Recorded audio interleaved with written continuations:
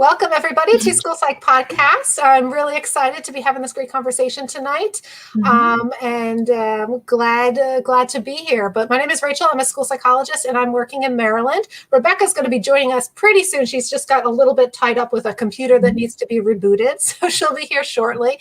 But she typically tells us how you can participate tonight, which is you can get us at Twitter with the hashtag Psych Podcast. You can talk to us right in the YouTube chat. If you're watching on YouTube, there's a chat bar. And if you, we sometimes flash comments on the screen. So just be aware of that your comment might be, up here in the video. And then also we'll try and keep an eye out on the Facebook group as well, School Psych Podcast, for any comments to, join in on the conversation. But I'm going to pass it over to Eric right now, who's going to introduce our guest. Eric. Okay, thank you. I'm excited to be here tonight, but also to have our guest, Kierra Fulmore from School Psych Sistahs, and excited to talk with her about all that she's doing in the field. Before we get started with our guest, we had partnered with a school psych agency just a few months back. And so we're repartnering with them. They have a new name. And so we want to just really quickly tell you about our sponsor. So as school psychologists, having a strong support system in your career is important in finding placements and opportunities that fit your goals. So this is why we're proud to partner with Med Travelers, the industry leader for staffing school psychologists in districts nationwide.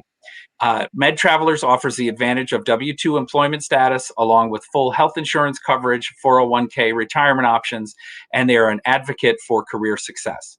To learn more about Med Travelers and to discover ways they can help you in your school psychology career, visit medtravelers, medtravelers.com/school psyched!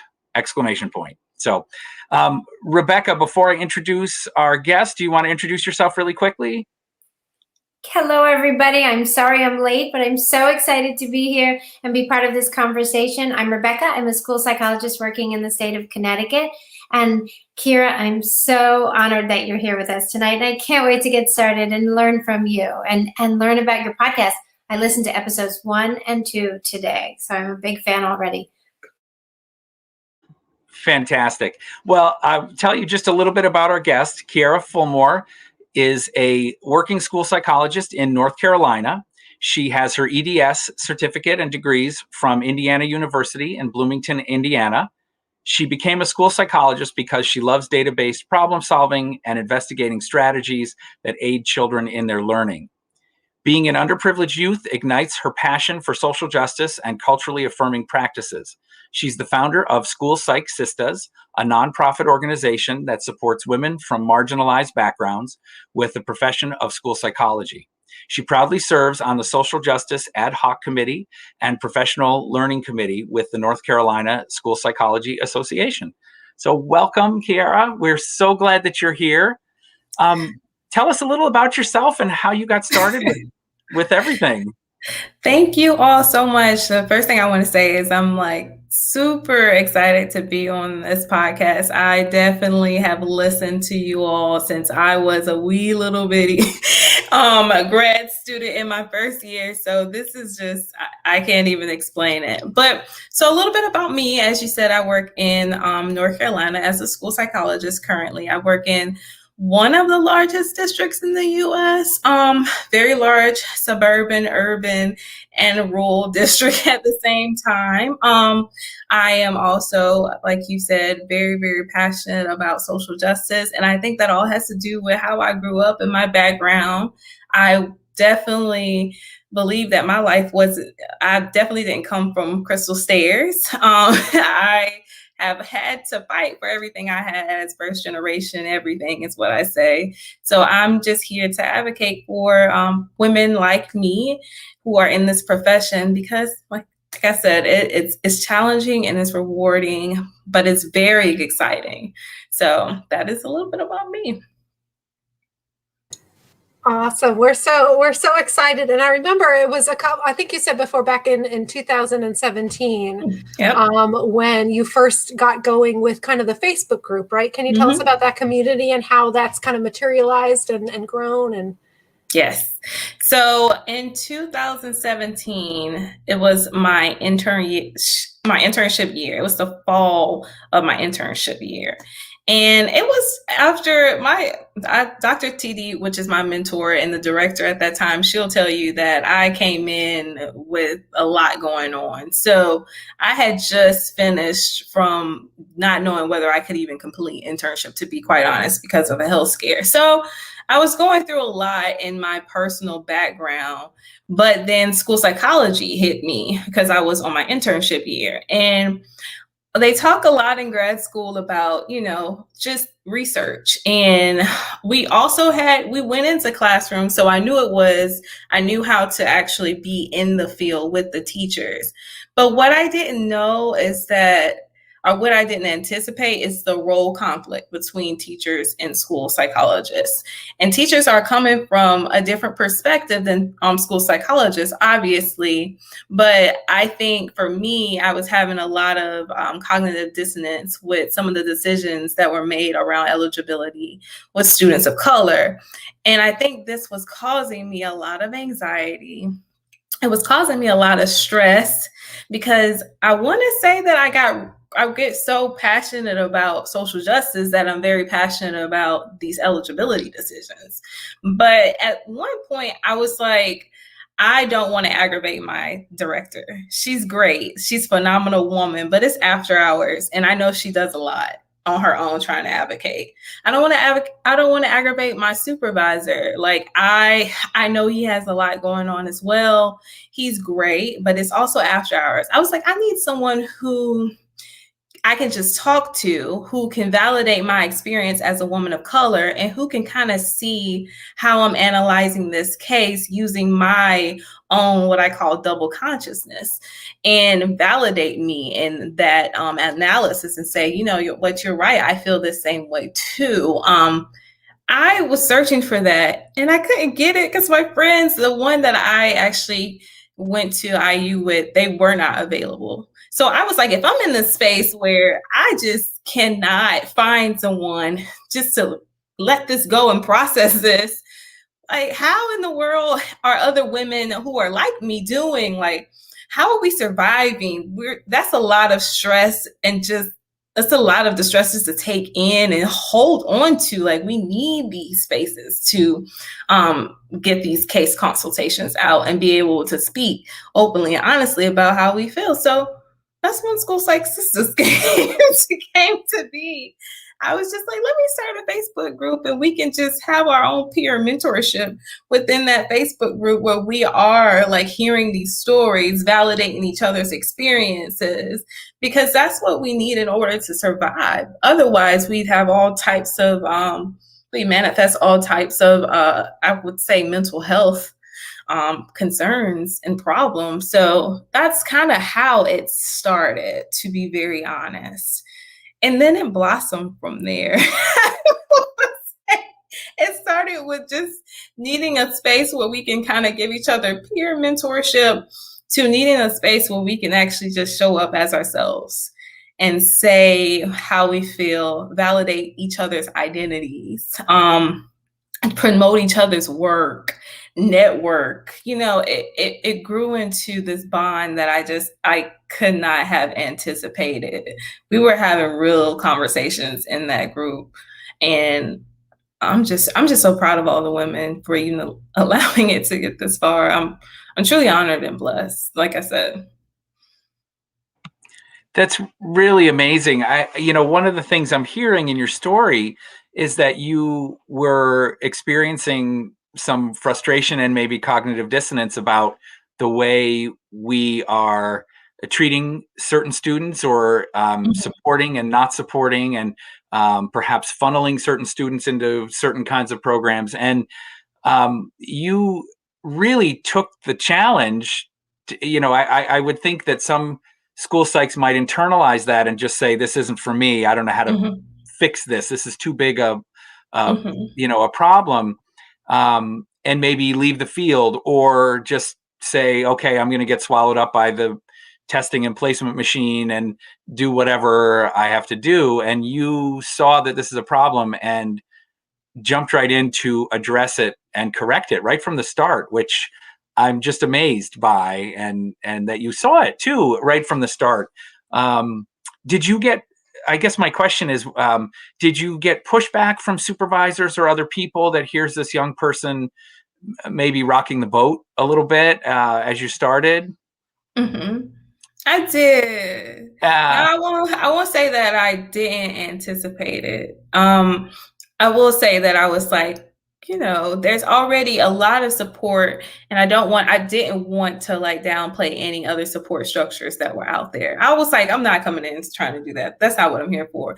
I was like, if you think about MTSS, like you have different levels of support, and I'm just trying to support the women that I feel very strongly need support. So yeah, there was pushback. I posted it, and I was just trying to get people to join and ask, who would be interested in joining.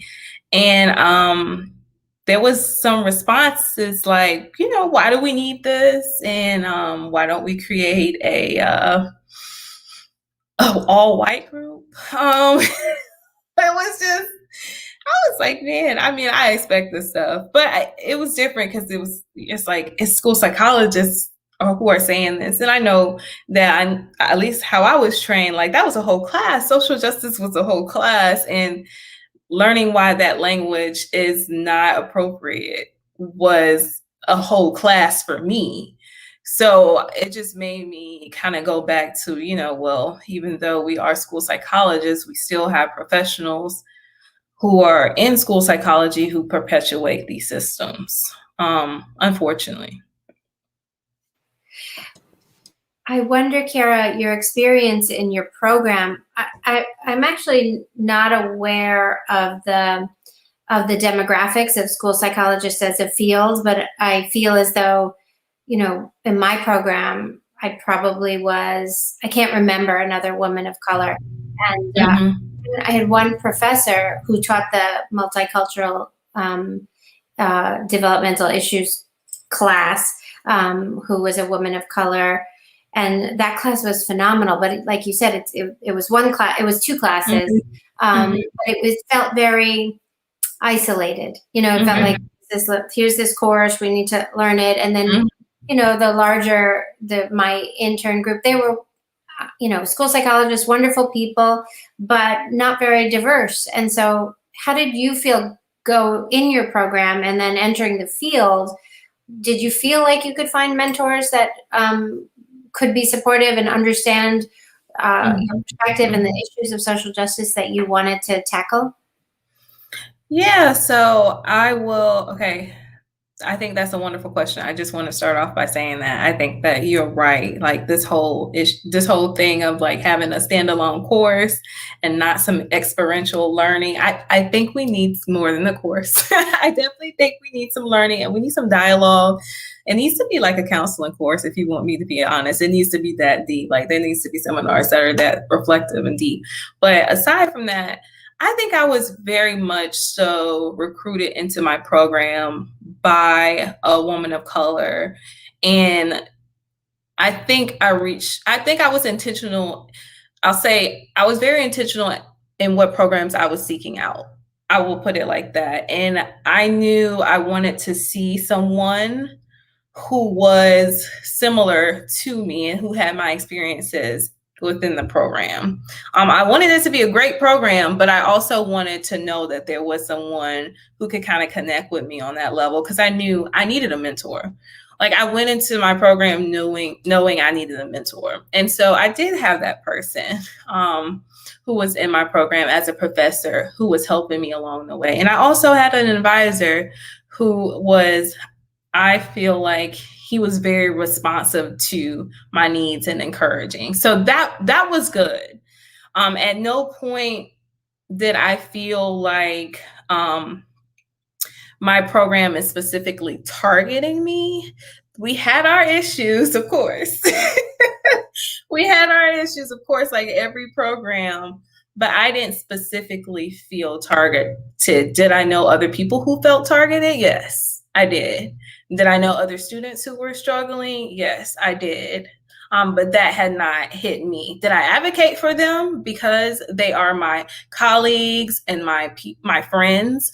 Yes. Did I stand for them in meetings? Yes, I did. But I didn't specifically feel targeted. And then on my internship, I also had that same mindset where I was seeking out mentorship, and I went straight for a site with a phenomenal director, woman of color, and she's had my back ever since. It's Dr. TD. So yeah, I think that I was intentional in my approach, but what I will say to the end, there are many people who just cannot find that support for whatever reason. And yeah, I think that's something that we're still problem solving. I think that's something that we're making gains with, but I feel like that's something that we're trying to problem solve as a field, as far as like exposure and retention. Those are two big things that we have to look at critically. Yeah, you bring up so many good points about so much, the need for change in the field, just from your initial comments about the pushback and it makes me think of two things, not just the pushback against the change or the things that you're supporting and promoting, but your initial concern of just how we're treating children of color and how our systems of support are supporting or not supporting, and how we're making decisions that are perhaps influenced by inappropriate bias and systemic racism and so many issues. It really is incumbent on us as school psychologists to, like you said, Kierra, to talk about these things, to address these things. And I saw Dr. Proctor's comment of, it's sad when we see this kind of pushback. I'm always initially shocked, but it's fleeting. It's just like, how could somebody say that? And then I go, oh, I know how somebody could say that. And then, oh, right. So yeah, I think the thing is, and the thing that my supervisor, not my current supervisor, but my supervisor last year used to instill in me a lot, is to think about other people's worldviews and their socialization patterns, and know that you can only have so much influence on that. And I think that's where I was struggling as a young intern, right? I was like, I want to be the change that I want to see in the world. But there's this big systemic issue, There was this like insurmountable issue that I was trying to tackle just as one little intern that just got out of grad school. So I think the reality check was it for me. And now I'm in a space where I'm like, well, what can I do for us to make sure that we are able to continue? Because I do see a lot of people who are ready to leave the field who are women of color. Like, to be honest, they say it on my group a lot. And I think we're trying to problem solve that, right? There's definitely a lot of organizations out there who are trying to work towards that aim of retention. But I thought that this could be another way to support, like I said, MTSS, a more targeted level of support. I like how you described the group as, people being able to show up as themselves. And, I think that a lot of people in the field might kind of take that for granted. I'm surrounded, if you're a white person, you're surrounded by white female school psychologists in your department. You don't immediately get that need to, to have that kind of shared perspective or that understanding. And I think that group helps that. And when you talk about, the pushback that you got, I also remember seeing on Facebook and whatnot, pushback and questions of, like you said, why do we need this? And coming from a place of not understanding. And, I always say that, well, school psychologists as a whole, kind of like you, that that we take courses in this stuff and we know about social justice. And so I kind of hold us to a higher standard and say that, you know, we're more aware than the general population. And I tell myself that, but lately I've just been like, I feel like I'm giving myself too much credit, that, you know, because you see this a lot of inappropriate stuff around within our field, coming from people in higher education, people who are professors, people who are influencing the new generations of school psychologists, and it's upsetting, you know. So I'm just glad that you're creating this space that I think it's helpful to everybody. Yeah, definitely agree. I think the biggest thing that we have to learn as a society is that uplifting our marginalized groups is not devaluing the already privileged or empowered dominant group. I think there's this fear that drives decision making, that there will be that loss of power. But like you said, just helping to make sure there's justice, not just equity, but also justice around the world. I think that will just aid everybody. I think having school psychologists, women of color in school psychology who want to be here, who stick here, who are in this field and ground runners for their entire lives and don't feel like they have to transition because they're being targeted. Like, I think that will aid our field down the line. I really truly feel like it will, and that's why I'm here. I won't even say that I haven't had times where I've been tested. Trust me, I've had times where I've been tested and I have felt like, hey, I'm definitely being targeted here. But I think what's keeping me going is knowing that this particular group has a purpose, and I don't want to be a hypocrite. So I have to continue on just preaching and saying that, hey, school psychology can work. Yes, we do need educational change. We can survive and thrive while we're still trying to get that change. So, yeah. Wow, thank you.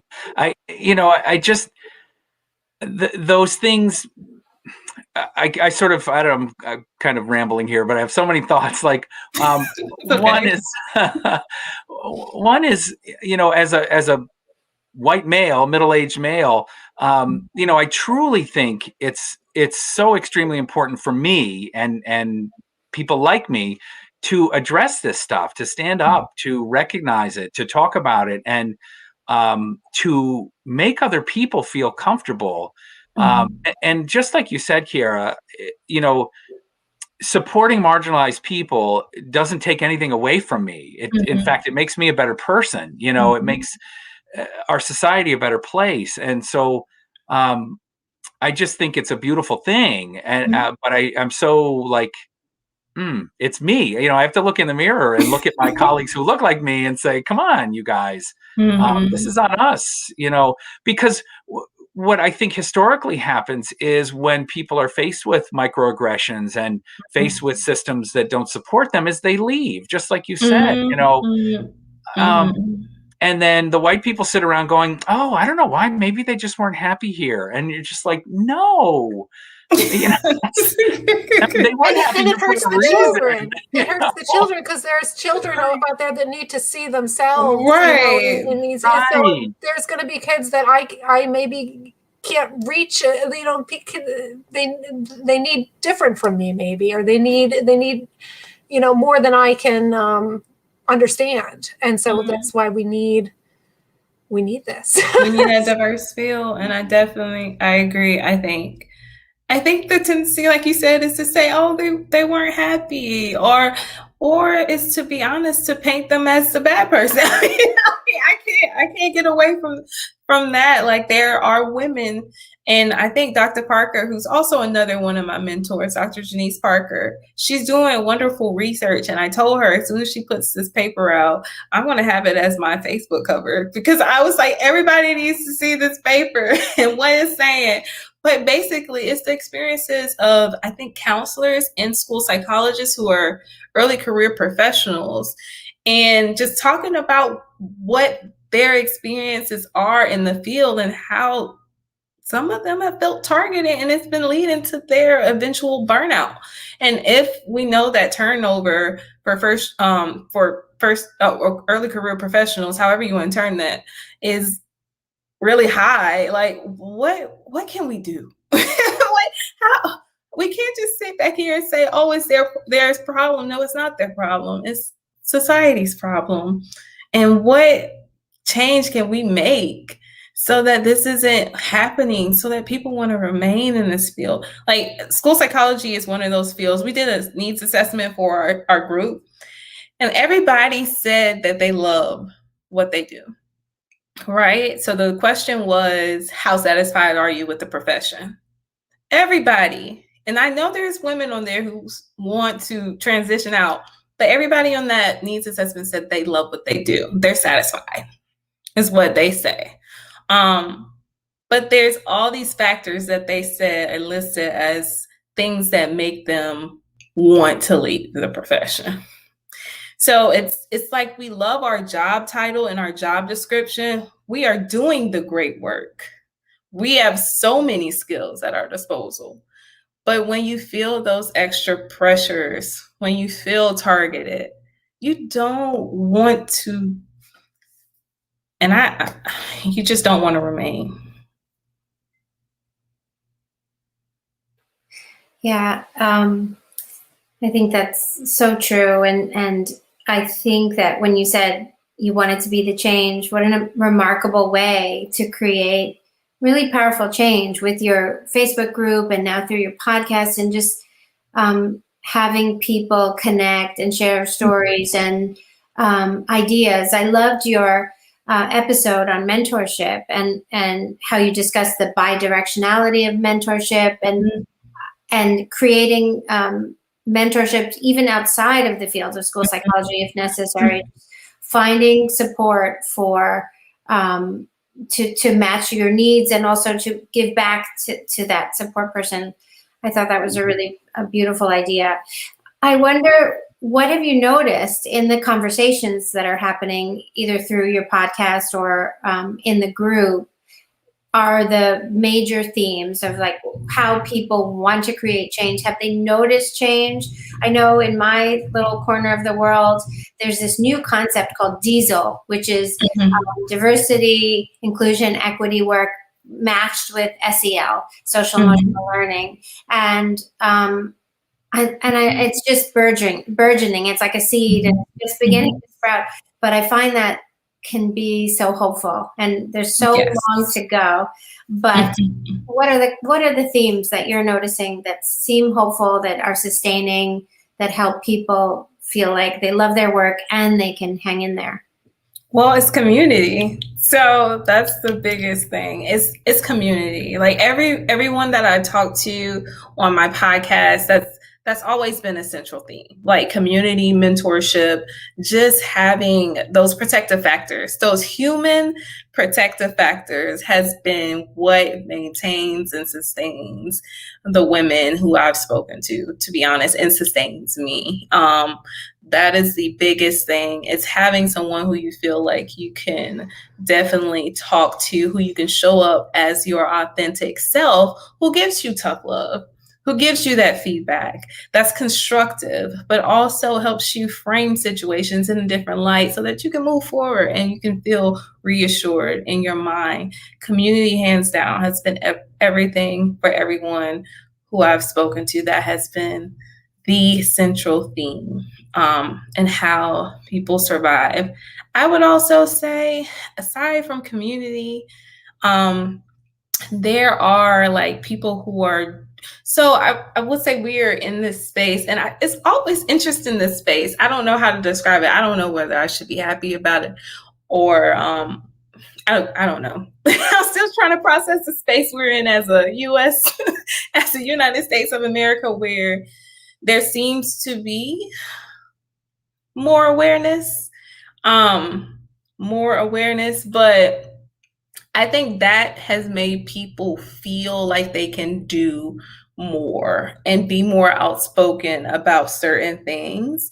It's definitely been a space where people have been more innovative. In my group, I've seen people, start creative projects around social justice. Like some women are doing books, some women have launched their own companies, and they're doing the good work in their different avenues and their different ways. So I think some creative energy has sustained a lot of women to particularly in this space.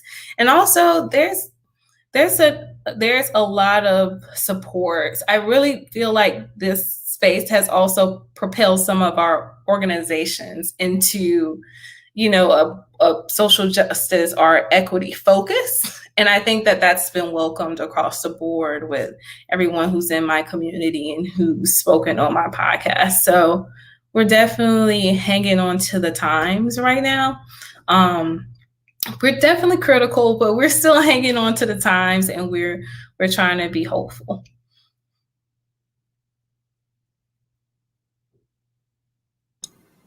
Do you want to, so how did the podcast then come out? Because it's one thing to have, I think, this awesome community where you're creating this place where people can feel connected and sustain themselves in the field and whatnot. We, of course, appreciate podcasts being it's kind of our thing too. So what brought you to the place where you took the plunge for the podcast? What are the goals from your podcast? How does that interact with your group and its overall vision? And how's that been going and whatnot? Tell us about the podcast specifically. Well, the podcast has exceeded my expectations. So the podcast was made with the notion that not everybody is comfortable with the Facebook community. I mean, I needed to reach other people, and we've been having conversations as a board as how do we reach other people? And one of the things we thought about was a website, which we are actively working on again. So that was one way that I could reach another set of audience. And it's also a way that I could kind of allow our voices to be amplified to people who were not inside our target audience who wanted to hear them. So our allies, people who truly partner with us in the field, they might not be in the Facebook community, but they can follow the Twitter, they can follow the Instagram, and they can also listen to our podcast. Because there was a lot of people who were like, well, we just want to learn more about your experiences. And I want to be careful with that because I know that people own their story, right? And the podcast in no way, shape, or form is paid by sponsorship. The proceeds go to the organization, which is a nonprofit organization. But I wanted to make sure that the people who I have on the podcast own their stories, right? So they are at the forefront of the podcast. I'm just like a voice who's interviewing them, right? But I didn't want, if they felt like they needed to tell something in the group, or if they needed to share something and show up a different way or in the group, I wanted to allow them to be or show a different face, I guess, on the podcast, if that makes any sense. So I wanted to give two completely different avenues so that our allies could connect, and for the women who wanted to be in the Facebook group or didn't want anything to do with the Facebook group. So the podcast was just to expand overall, just to expand our audience and reach beyond just what the Facebook group can at this time. The website may do a little bit more reaching, but the podcast is intermediate. I see go ahead, Eric. You say the same thing. An audience member asked to comment. Yeah, Rachel's got it here. Mm-hmm. So yeah, talking about, you mentioned the needs assessment. I think just some clarification there. And so what are some of the needs discussed of those who are involved in the group? I think that's brilliant that you did a needs assessment. I mean, yay, school psychology and data and right. the group. Yeah. Right. So the needs assessment just was to see if we were meeting those needs of the people that were expressed within our group. So like we have our own idea of what we want this space to look like. How do you all think we're doing with that? What needs do you have that are being met, that aren't being met? You know, that's kind of where we were trying to go with our needs assessment. And we did ask that broad question about whether they were satisfied with the field. So in response to this, I think that question of what would make you more or less satisfied, what makes you more satisfied, what would make you more satisfied with the field is kind of what this question is getting at. And I'll be honest, what they said was they want more opportunities for fellowship and more opportunities to build community. A lot of people talked about racial trauma and just more practical strategies on how to deal with microaggressions. They also wanted more legislative action and advocacy, just more people who are in, our government who understand our role as school psychologists. There was definitely something on there about increased pay. Someone said something really interesting. They were saying that they need clearer boundaries, but clearer, I guess, mobility. They want to have a clear path to promotion. I guess school psychology, you can go in different ways. You can basically create your promotion if you want to, but some of the people expressed that they would like to have that pathway clearly defined, which I thought was really, really interesting. But yeah, those are a couple of the things that I saw come up in the general question of what would make you more satisfied with the field. I'm wondering what your thoughts are too with, our national organization, our state organizations, all these other organizations. I think we all have common goals and whatnot, but it seems like too that maybe, there's needs that aren't being met through those organizations that, that people like yourself have had to kind of pick up and found things that are lacking, creating this community and whatnot. Mm-hmm. How do you feel about the initiatives that some of these state organizations, are the things that they should be doing better? Are they maybe constrained by the fact that they're maybe more rigid and mm-hmm. you yourself have maybe more flexibility because you're not, mm-hmm. I don't know what. I get what you're trying to say. I think the biggest thing that I want to say is that when I created a group, again, people were like, why do we need it? And that's a fair assessment for anybody who has feedback and says, why do we need it? You are right to ask that, and I'm not going to take that away from you. You're like, why do we need it? We have NASP, we have our state organizations, and yes, you have all of that. For me, what I think is interesting is, I don't want to say, now I'm going to tell you, I support and love people within NASP, and I am on my state organization. So that's my disclaimer.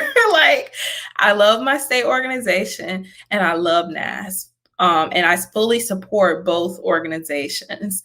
What I think is hard for some people is to just, if they want to be a part of these organizations, they don't, it's like it's the barrier of not wanting to feel ignored, shut down. You don't want to hear a microaggression while you're at the table. It's really a mental barrier, if I'm being quite honest, because just me as a person, a woman of color, I know that, how can I say this?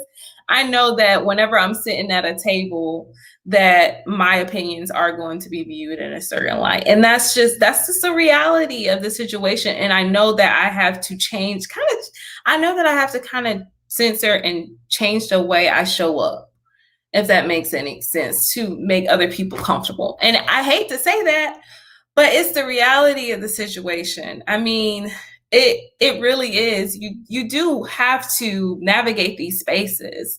And I think that for some people it's harder to do. I tell everybody when I first got into the field of school psychology, I don't know how to say this. I just did not know how to talk to affluent white people. I didn't know how to do it. I didn't know how to do it. And so for me, I know that probably is a real fear for a lot of my colleagues and other women of color like me. And so to show up in these spaces, they have to be told that they're going to be affirmed. And they have to almost be guaranteed that they're going to be affirmed for them to want to take that leap of faith. Not knocking out the organizations. Totally love everybody. Dr. Malone is a supporter of School Psych Sistahs, and I love her and what she does. But that's just the reality of the situation. Yeah, that makes me think of so many things, kind of the code switching that needs to happen, and the line women of color need to walk between owning their stories and not, I don't know what the word is, but kind of almost protecting people in protecting the field. their jobs. Yeah. I mean, I don't know how else to say it. But also protecting the feelings of the school psychology department. You can't necessarily show up authentically with all these experiences of racial trauma or marginalization or just hurt, and then be received well by a community that may not be able to understand or fully empathize. So it's just a very it's a hard line to walk. Yeah. It's very much a hard line to walk. Like I said, my supervisor used to say all the time, people have their own worldview and they have their own patterns of socialization. And I think we are getting to a point where we're learning that we can be in these spaces. But it takes courage, and it's going to take a little more time for us to fully show up as we would like in those spaces. But I think it's happening. I'm hopeful that it will happen. Like I said, Dr. Malone is excellent, and she's truly been doing magical work in the field. But I think with my group, I allow a certain I just allow them to show up who they are, use their colloquialisms, and I think that is inwardly affirming to them. And I know you can't do that in certain spaces. And I am on these committees, and I know firsthand. But yeah, I hope that answered your question. But I think you make a good point, Rebecca. I really do. And you see, I really. A couple of things I saw at NASP, our last NASP in person. The most beautiful display was a group of school psychology Black men taking a picture, supporting one another, and they were quite a few were friends of mine or people I follow on social media. Yes. And when I think maybe Charles or Scott Graves or someone posted the picture, and I just thought, this is so beautiful, because people need to have the space, just as you said. Like, you need to have a safe space where you can say what you need to say without, white middle-aged men centering themselves in the middle of it. Honestly, and I also thought for my boy who's biracial, who's a 15-year-old, I thought, I want him to have this kind of fellowship, love, and support when he's in a field where whatever he does. I would love for him to be surrounded by men who look like him, who have his back, and it hit me. It was a really powerful moment for me, but I hope I'm understanding how important, or at least from my perspective, how important this kind of space is. And so I really appreciate what you're doing. Yeah, I think That's something that we talked about as far as your son is concerned, in these spaces. I know that they're having high schools now who are having organizations like college has. So like, I think it's the Black Student Union. So some high schools are having the Black Student Union. So I definitely am hopeful for change. I know that I'm trying to stand in the gap right now, hoping that there is change. That's kind of what School Psych Sistah is. It's like a gap. We're trying to fill that gap right now, and we're hoping that there is change. But we will be here regardless of if there's change or not. But we know change is slow. So that's kind of what we want to do. We just want to affirm our people and let them know that, hey, sis, if you need this, you need to know about this county, or you need a connect with this person, like, hey, I got you, sis, I got you. Hey, sis, you had a hard day. That sounds terrible what they did to you. That's completely insane. And you should not feel bad for feeling that way. We want you to go take a day off or whatever you need to do to gather yourself. And if you need to report to HR, you do that. That's what we are here to say. So yeah, I'm just excited. I think School Psych Sistahs is going to be here, and it may, if that change is met, we're just going to reorganize and meet another need. But there's always going to be a need for this particular space. So it's amazing. It makes me think about this year. I work at an independent school. And so the National Association of Independent Schools every year has a conference called the People of Color Conference. It's for everyone. But in the conference, you are arranged in affinity groups. So, you have this community of learners that look like you, and you share experiences and scholarship. And it's the most powerful conference. I haven't been before. I went this year for the first time, but I hope to go every year.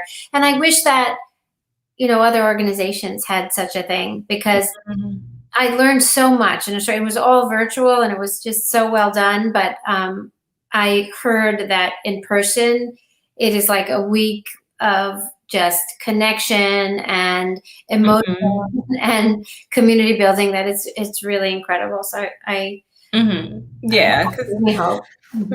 I definitely know that there's like, I don't know what else how you could explain it, but I definitely know what you're talking about. It's like when you get together with people who just, you don't need to tell them your experience. They kind of already know. So you just go in and you just already feel accepted from a basis or from a foundation. Then you're allowed to just open up, and that just takes the conversation deeper. Like, it's not on a surface level. It just goes and it continues, and it's so much insight. I think I said after every podcast, I'm like, oh, this was just so insightful. So insightful. It's the power of peer mentorship, right? It's just so, it's very much a thing. It's like a phenomenon. It needs to be studied. I used to be a peer dialogue facilitator, and let me tell you, dialogues are phenomenal. Dialogues paired in groups and spaces like these, astronomical. So I can only imagine what that conference was like. Can only imagine. Before we went on air, I know we were talking about some conferences and whatnot, and people that are good to follow and things to look forward to. So I want to hit on and hear about upcoming things that you maybe got your eye on, so we can check it out too. But I'm also wondering, at NASP, I know that the last one we were virtual, but I've always enjoyed, meeting up with people at NASP who you follow on Twitter, who you do this. Has your Facebook group have had like meetups and get-togethers and whatnot? They have, and I have to shout out my partner, Bianca Vasquez, she went to Indiana University in Bloomington with me, and she's about to finish her dissertation and defend it. So I'm so super happy. She's been there since the group was conceptualized. Like I literally texted her and was like, what do you think about this? What do you think about this? So she has help facilitate a couple of those meetups actually, and she says that they went phenomenal. So she said that they were phenomenal. So I'm here for it. If she probably will do another one, to be honest. But I told her, I was like, I fully trust you to lead these things, and she's been doing her thing like that. So you might see one.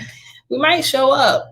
You know, you might have a group picture with all the women of color. So that might be a thing.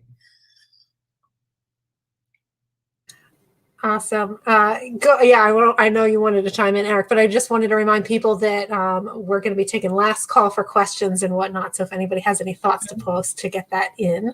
But yeah, sorry, Eric, I saw you on mute. No, that's okay. I was just curious about what prompted you to create your organization as a nonprofit rather than just keep it as a Facebook group or.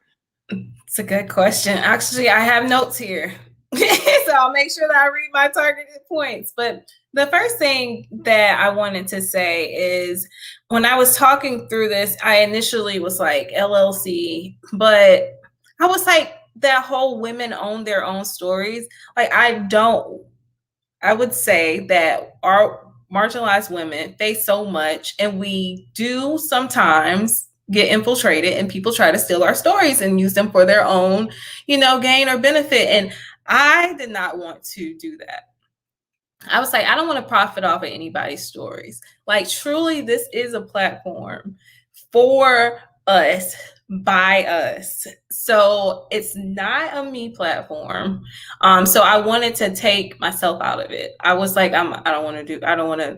there's nothing selfish about this. Like, it entirely is for my community. So that's the first thing that prompted me. The second thing was I knew that I couldn't do it alone. I knew that I needed a village. I actually knew that Bianca was there since conceptualization, and I wanted to honor that and invite her on, and all the other people who have helped sustain me. So Dr. Parker and Dr. TD, they were consultants actually helping me pick boards. Jerica, she's been here with me. Jerica Knox, she's been here with me. We went out, we've shared our school psych stories. So I wanted to bring her on. I knew I couldn't do it by myself. So that was another reason. And then I knew that there was a problem, just being completely honest, as a first generation student and everything, like it's hard for me to pay for NASP and a state organization. So I have to pick or choose at this point. So I knew that was probably the struggle for the challenge for some women. And I completely wanted to fill that gap. As I said, I think we need reparations, to be honest. I feel like we should have access to knowledge, and it should be ours if it makes any sense, and we shouldn't have to pay for it.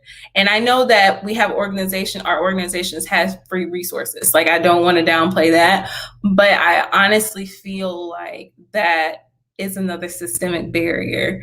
And that's just my personal opinion, and everybody can take it how they want. So I want to remove that for the women in my group. So that's kind of why it just made sense for it to be a nonprofit for me.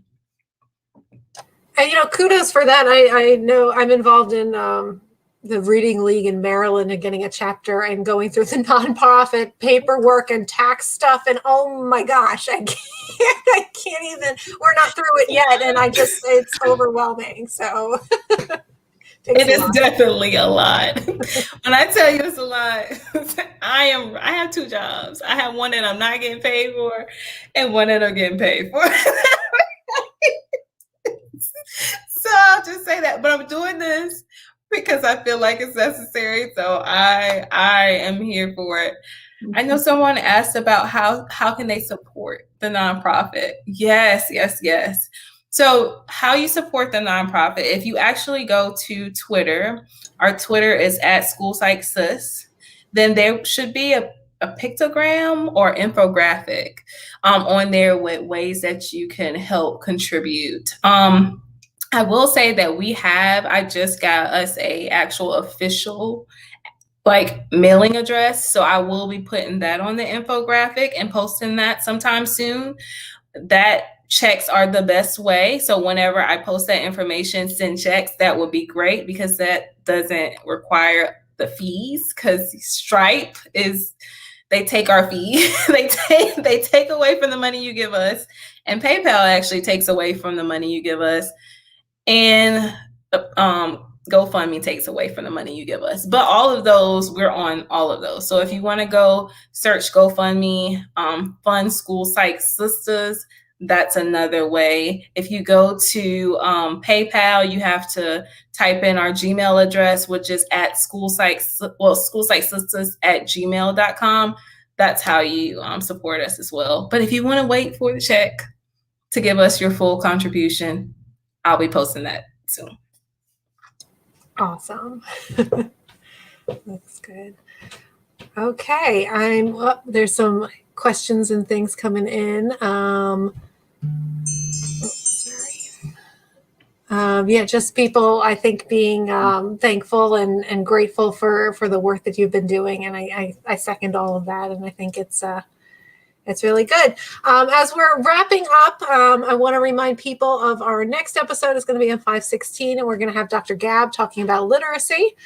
But I think that this conversation, though, too, should continue in virtually and and beyond, and the conferences too. Yes, what conferences? I know that there was a conversation between you and Eric before we went on air that I thought would be beneficial for everybody. Yes. So I want to take this time to definitely promote the school. I think it's APA Division 16 School Psychology Unconference. I think that's the name of it. If I'm wrong, somebody put it in the chat, please correct me. But I'm definitely promoting that. And I think it's at the end of July. Please stay tuned because I know it's going to be a treat. It's going to be a treat. Yes, that's it. And then one that I missed, but you went to, Kierra, was the Decolonizing Psychology Conference. Mm-hmm. And that was by teachers. Well, Columbia, I think it's Columbia University Teachers College. If I'm wrong, please. Okay. Yes, they had Decolonizing Psychology. And that was a really good one too. Dr. Malone spoke at that one and Dr. Sullivan spoke at that one. And they did wonderful presentations on, I think mentorship was Dr. Malone's. And I think Dr. Sullivan was talking about, and somebody correct me if I am wrong, she was talking about research, which she came in with some fire. She came in with the heat. And there was a whole thread. So check that out. Check that thread out on Twitter, y'all. Check that thread out about decolonizing psychology. I think it's Dr. Walcott. I don't know. Check it out on Twitter and go, because I think there was a Google document that was started out of it that has wonderful resources. Cool. We'll track that down and put that in the show notes or in the YouTube description so that people can click on it and get there. Awesome. All right. I'm not seeing any more last minute questions. Anything, Rebecca or Eric, from the two of you? But no. I think the only thing we're supposed to read our 30-second sponsor. I just was, I had a little cough drop that I kind of went down the wrong way. So I'm coughing here. But yes, if you follow, as Kierra said, if you follow or look for decolonizing, I think it was Columbia University, and you'll see great information on Twitter. And I had another conference to go to that same week, so unfortunately, I couldn't go to that one, but I will be at the APA one in the summer. So we are just so grateful. I honestly think this was such a thoughtful and important conversation. So Kierra, thank you so much for joining us this evening and taking your time, and for our audience as well. No, thank you. Thank you. I've totally enjoyed my time here, and I'm super excited. And it was nice meeting you all, actually. Oh, same here. Pleasure to meet you. Mm-hmm. We're going to find you if we all do, cross paths at a conference. Yes. You're on our stalking list. We go after community. That's right. Community. I'm super nerdy to get selfies with people and post them on social media. So I try to ask. I won't just show up and selfie, with people, but I'll say, "Can I get a selfie with you?" and put it on Twitter. So I'm that nerdy guy who does that. So if I see you at a conference, just fair warning. Oh no, trust me. I'm a little shy. I'm a little picture shy, but it's okay. Once I get in front of the camera, people are like, you were not picture shy. I was like, yes, I am. Awesome. We've got a selfie coming soon, coming your way on Twitter and Facebook. Look out for us. And before we go, we wanted to again thank our sponsor, Med Travelers, for the continued support of school psychologists nationwide. As a leader in school staffing, the genuine care, benefits, and guidance that Med Travelers demonstrates with school psychologists is the mark of a true partner in career success. To learn more about Med Travelers and discover the ways they can help you succeed in your school psychology career, visit medtravelers.com/school psyched! Thanks. All right. See you when we see you. Good night, everybody. Good night, everybody.